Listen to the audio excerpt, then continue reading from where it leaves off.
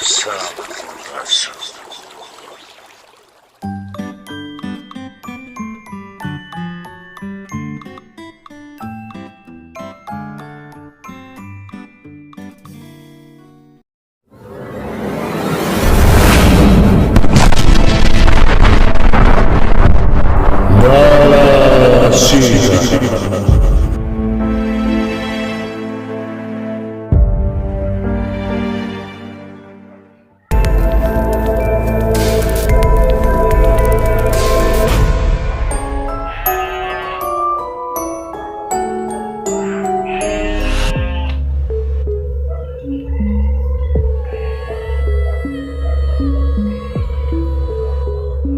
Assalamualaikum warahmatullahi wabarakatuh. Sampurasun. Bertemu lagi bersama kami JTV Channel dalam program Nala Sirah. Baik pemirsa, untuk episode kali ini kami akan mengunjungi sebuah situs yang bersejarah, yaitu Punden Berundak Calobak yang berlokasi di Ciapus, Kabupaten Bogor. Yang dimana punden tersebut adalah merupakan peninggalan zaman prasejarah yang menurut informasi yang beredar, bahkan ada yang mengatakan bahwasanya peninggalan tersebut sudah masuk zaman sejarah gitu, bukan lagi zaman prasejarah. Nah, apakah memang punden tersebut merupakan zaman prasejarah atau setelah zaman prasejarah? Mari kita akan ungkap bersama-sama mengenai misteri yang tersimpan di dalam tempat lokasi situs Punden Berundak Calobak yang berlokasi di Ciapus, Kabupaten Bogor. Dan kepada pemirsa, jangan lupa untuk selalu mensupport channel kami dengan mensubscribe, like, share, dan komen, serta masukan dan kritiknya kepada channel kami.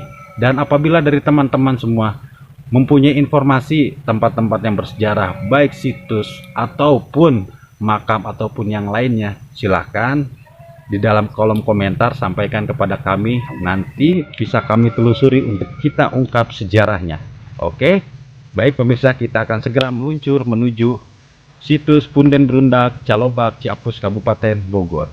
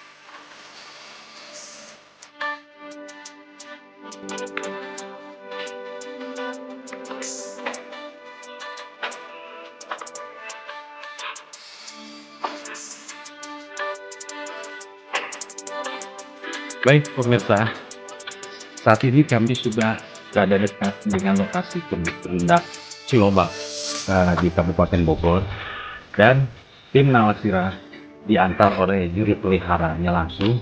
Nah, apa misteri atau cerita apa saja mengenai Punden Berundak ini yang berada di Calobak? Nanti kita akan wawancara juru pelihara dari Punden Berundak Calobak. Apakah informasi apa saja yang akan disampaikan oleh beliau mengenai misteri ini? Baik, kita lanjutkan.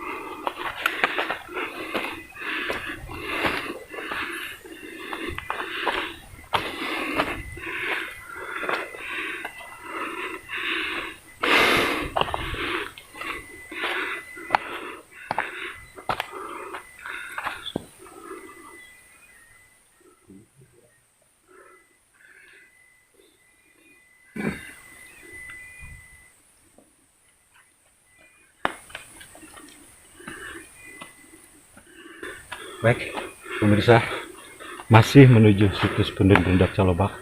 Perjalanannya masih lumayan cukup jauh dan menanjak. Baik.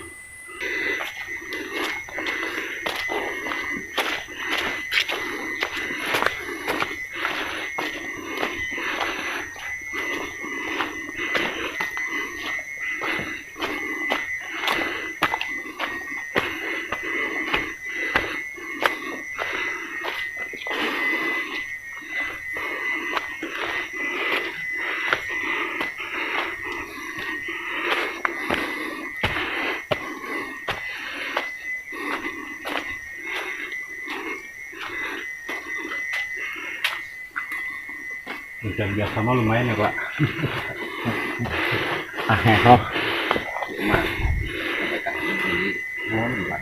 Baik pemirsa, saat ini kami sudah berada di lokasi Punden Berundak Cilobak, Kabupaten Bogor, dan saat ini saya sudah bersama juru peliharanya yang mengurusi pengelolaan mengenai situs Punden Berundak ini. Dan bagaimanakah kisah dari cerita dari Punden Berundak ini, baik dari awal ditemukannya, sejak kapan dan bagaimananya, dan ada cerita-cerita apa saja yang dapat kita jadikan pelajaran bersama untuk kedepannya mengenai perjalanan masa-masa sejarah terdahulu. Punten Pak. Nah, Sarang Bapak Sain. Bapak Sain. Nah, Pak, bisa tolong diceritakan mengenai punden berundak ini? Apakah sejak kapan ini punden berundak ini diketemukannya? punten berundak ini ditemukannya sama orang tua dulu Ya, dari tahun 32. 32 Masehi. Iya, Hmm. 32 Masehi. Iya. Itu ditemukannya sama orang tua. Nah, terus ke sini ramainya pengunjung tahun 85. Tahun 85. Tahun 85 ya barulah dibersihan, dirawat sama bapak di sini. Hmm. Nah, setelah itu ada pengontrolan dari Dinas Kebudayaan Pariwisata dari Kabupaten Bogor. Ya, bapak ditetapkan jadi juru pelihara di sini untuk merawat ini. Merawat ini. Iya.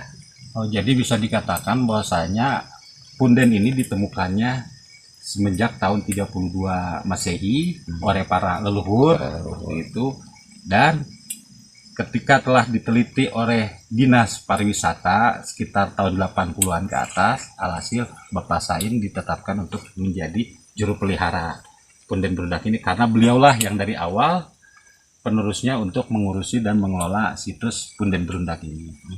Nah, Pak, kalau boleh tahu dalam artian untuk pembelajaran kita bersama, kenapa dinamakan punden berundak? Kalau punden itu tempat berdoa. Hmm, Kalau berundak itu kalau bahasa Sunda mah bertahap. bertahap. Iya, bertahap. Bertahap itu kan ini tahapannya ada 5. Nah, ada 5. Bisa diperkirakan zaman sejarah, prasejarah atau setelah zaman prasejarah, Pak? Ini peninggalan zaman prasejarah. Zaman prasejarah. Iya, peninggalan zaman prasejarah. Berarti memang sebelum masuknya zaman sejarah. Iya. Kalau sudah masuki zaman sejarah kan berarti bisa dibilang orang sudah mengenal tulisan ya. Iya, gitu.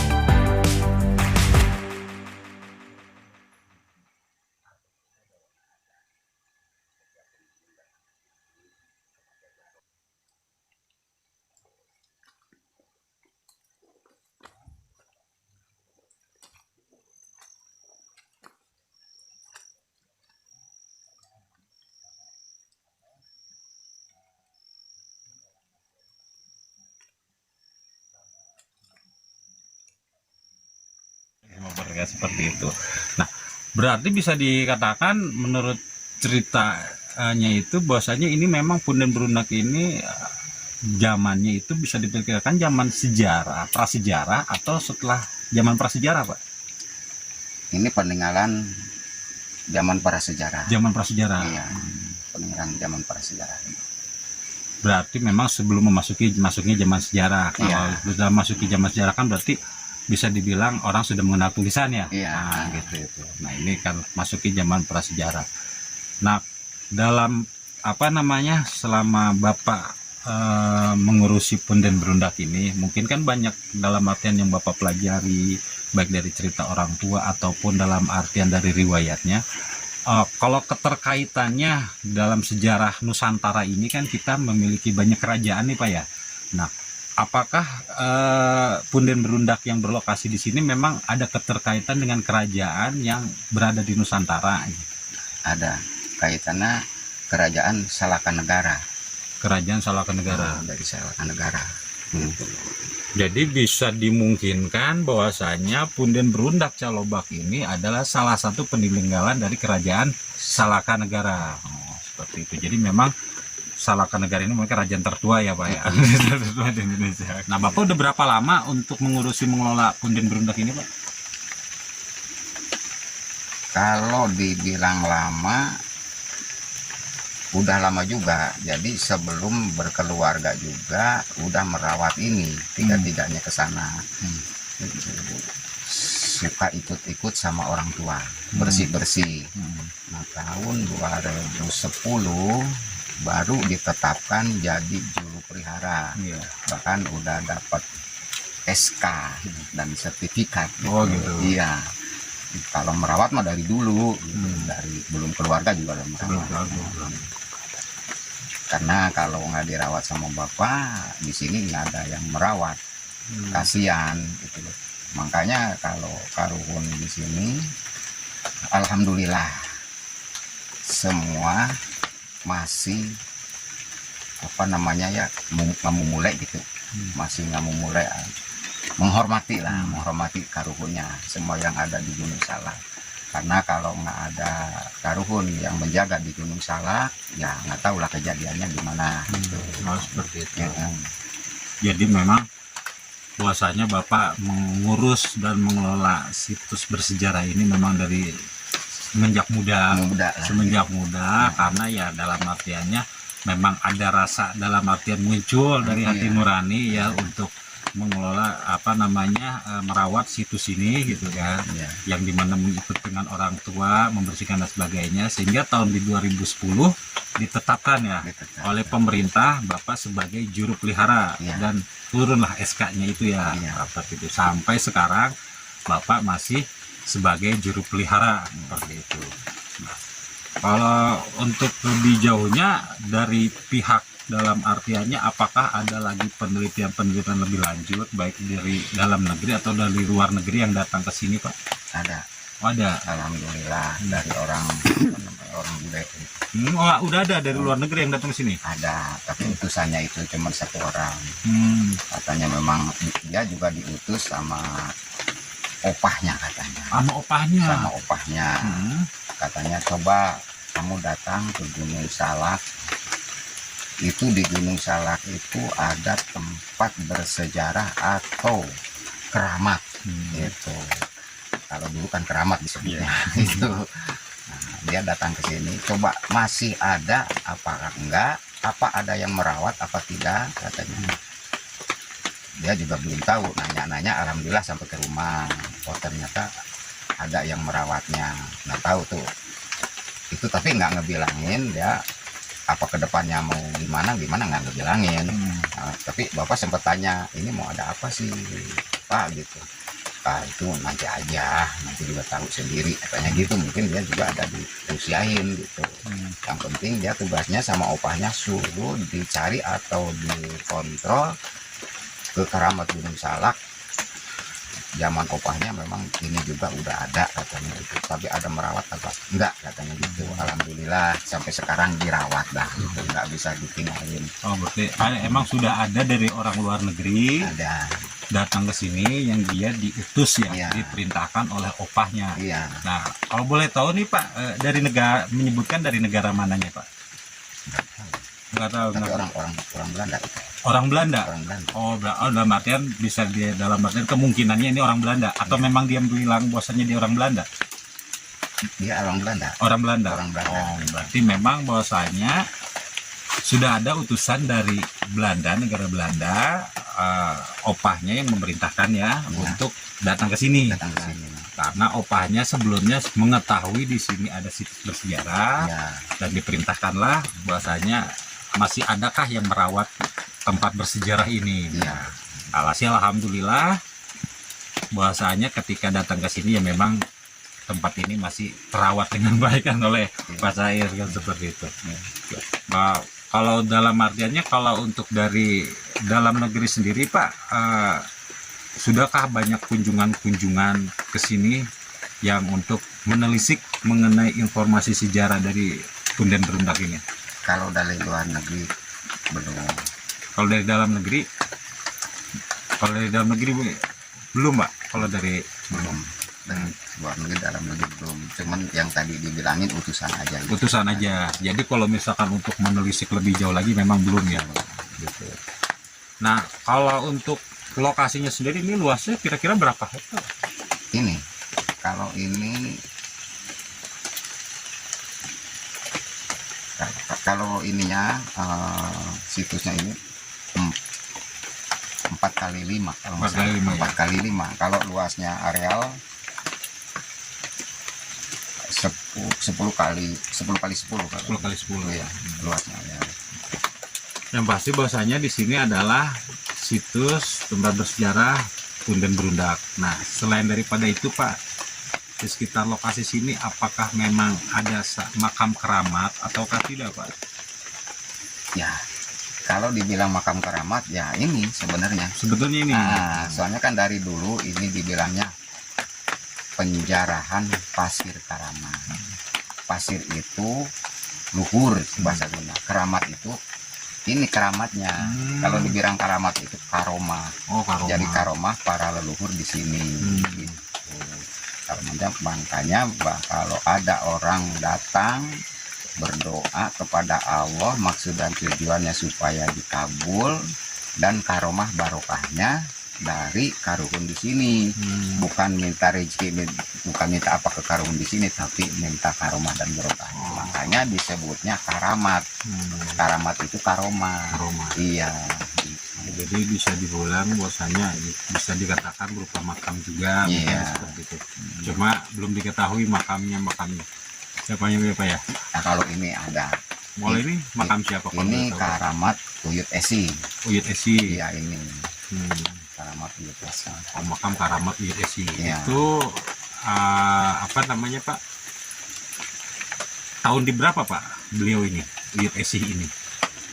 Oh, kalau tahunnya ya yang tadi ya udah dibilangin, ketemunya keramat Uyut Esi ini tahun 32. 32. Iya, sama Jadi memang bisa dimungkinkan bahwasanya ini memang adalah peninggalan dari kerajaan Salaka Negara yang memang dalam artian kan untuk peninggalan dari kerajaan Salaka Negara ini kan ya memang tidak terlalu diinikan Pak ya. Iya. Beda dengan kerajaan-kerajaan yang lain seperti kerajaan Tarumanegara ataupun Pajajaran. Iya. Seperti itu memang kan kembali lagi untuk apa namanya dari pemerintah penelitiannya lebih lanjut kan seperti itu kan ya. Gitu, apakah dalam artian peninggalan dari kerajaan kita yang terdahulu lah gitu kan di mana saja gitu. Oke.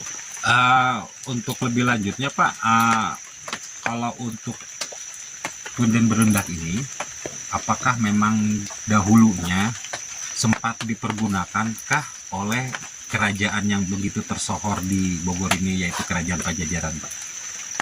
Iya, pernah dipergunakan. Tapi Bapak juga kan kata orang tua. Bagaimana tuh Pak kalau boleh tahu ceritanya buat kita? Tapi maaf aja kalau salah ya. Iya, nggak apa-apa kan. Nggak apa-apa Ya, itu. kerajaan yang ada di Pajajaran yang dirajain oleh yang Prabu Siliwangi memang dulunya pernah di sini.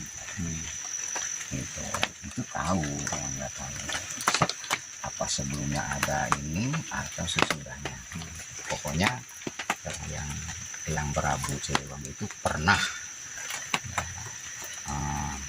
di Keramat Gunung Salak ya, ini Keramat Gunung Salak, tapi bukan di sini, tapi yang di atas katanya gitu.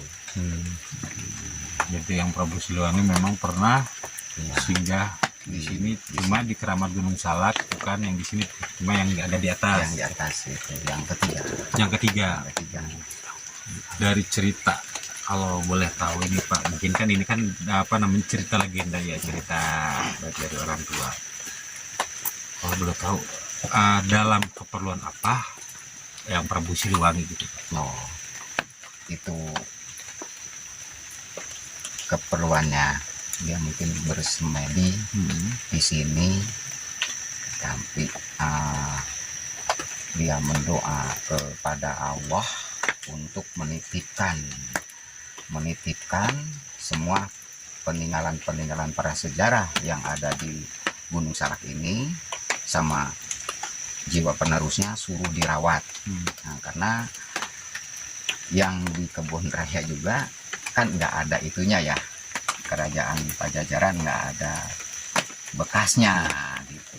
Tapi para leluhurnya alhamdulillah kan di Kebun Raya juga banyak itu.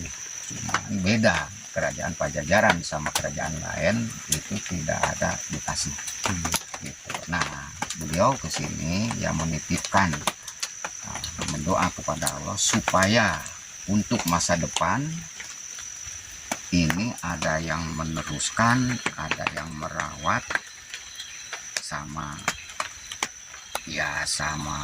turunnya atau sama cucunya lah gitu, atau bukan cucunya tapi turunannya gitu. Kalau cucunya kan siapa ya gitu kan, maksudnya gitu. Pokoknya supaya ada yang merawat lah sampai seterusnya gitu, jangan sampai ditinggalin. Karena kalau ini tidak ada yang merawat atau tidak ada yang memulai, apa sih kejadiannya seperti di tempat lain. Kalau di tempat lain jangan menyalahkan Allah. Ada banjir bandang lah, ada gempa lah. Karena apa? Karena yang menjaga di situ atau para leluhurnya sudah tidak diperhatikan. Kalau di sini alhamdulillah, kalau di sini ada setahun sekali, kalau bulan tahun Islam, bulan Suro itu ya, bulan Muharram, alhamdulillah Abah disuruh meneruskan adat istiadat yang dulu sama orang tua di sini dijalankan, yaitu ada adat syukuran gitu, maksudnya syukuran ke bumi gitu, atau syukuran kepada karun-karun yang menjaga di sini gitu. Jadi supaya para karun yang ada di wilayah Karamat Gunung Salak ini khususnya, umumnya seluruh di daerah Gunung Salak dari sana sampai ke situ, supaya menjaga umat-umatnya yang ada di Kampung Calobak, Bobojong, atau Desa Taman Sari, Kecamatan Taman Sari, bahkan sampai Kabupaten Bogor, Senayan, begitu. Memang kalau merawat ini nggak enteng sebenarnya Pak. Kalau cuma nyapu doang itu enteng, udah bersih kita pulang. Tapi itulah amanah yang harus dijalani hanya setahun sekali. Itu upacara adat itu yang berat. Beratnya kan kalau itu kan pakai uang gitu maksudnya gitu.